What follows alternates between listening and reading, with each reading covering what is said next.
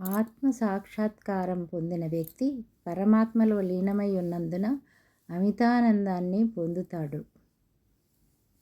బ్రహ్మయోగం లేదా కృష్ణ చైతన్యం ఉన్న వ్యక్తి భగవంతుని ప్రేమతో కూడిన సేవలో ఎంతగా నిమగ్నమై ఉంటారో మరింత శక్తివంతంగా పనిచేస్తారు.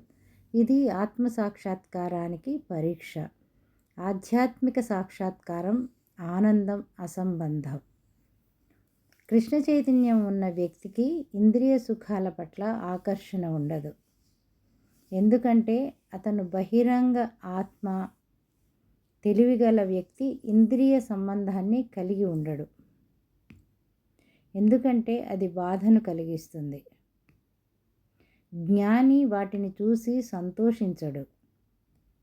ఐహిక ఇంద్రియాలలో సంపర్కం వల్ల ఐహిక ఇంద్రియ సుఖాలు పుడతాయి.